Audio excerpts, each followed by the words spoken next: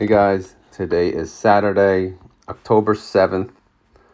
So we will go over what happened on Friday, October 6th. Obviously, they had 4 different contracts that they had to either close or let expire worthless. So let's talk about what they did. So they had, again, 4 contracts. They had a 257.50, a 260, a 262.50, and a 265, as you can see on the strike column. Maybe I should make this a little bigger. I don't want it to get blurry on the YouTube though. And under column I, Tesla, it looks like it closed at 260.53. So technically, they could have let the bottom 2 expire worthless and rolled the top 2. But it looks like they did a, if you look here, transaction, they did a buy to close. So they had to buy their call back in order to close it so they can reuse their, their shares, their synthetic shares. And also, they could not let it expire in the money because they don't have shares to assign. So what did that cost them? And let me just mention, they did pretty damn good again. Obviously, 2 of the larger contracts had the higher strike, so they stayed under those, and the 2 smaller ones, they were basically on the money on the other larger one, which was 260, and the 257.50. They only had 910 contracts, but that was the only one that really had to be rolled. Well, 260 did have to be rolled, but they were pretty much on the money with it. So good job, YieldMax. Here's my reaction to them. Obviously, I'm sorry. I actually, for the bottom 2, I should have done a happy face, but just kind of bleh. I guess that's kind of how I felt last night when I did this long ass week. Net value per transaction in order to buy them, as you can see, the price of the 257.50 was 360. The 260 was 133, and then the other 2 were only 8 cents. So obviously they did well on those. So the buy to close on those were cheap. The top 2 were a little more expensive. So what did they do with those? So they got back 29,555 synthetic shares, and they put that to work right away. So they sold a call with a 265 strike. They used 20,570 contracts for that, and then they used 8,985 contracts using a 270 strike. Since Tesla closed at 260, the 265 strike is only 1.72% out of the money, and the 270 is 3.63% out of the money.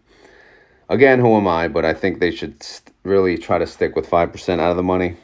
I mean, 1%, really? 20,000 contracts, bro? I mean, they're very ballsy. Again, they know what they're doing, but that's very close. See, obviously, my reaction is I'm sweating. I'm kind of worried on that one. And the other one, I'm just like, all right, okay. So since these were so close to in the money, they got a lot of premium if you look at the net value. So they made 5.3 million and 2.3 million. So now their running total for the month is 8.7 million. Outstanding shares 55 million. Premium per share so far 16 cents. The running yield for the month is 1%, and the average daily yield is 0.23%, getting closer to being in line with the QQQY and JEPI, although they knocked it out of the park on their first 2 weeks. So those are the transactions. I added another tab for you guys, thanks to a fellow friend in the Discord who made me double check my numbers. So this tab will show the closed contracts. Okay, so as you can see, if you look at the top 4, we closed we had 4 contracts closing on October 6th. And here's the strike prices, column B. And you can see how they did with them.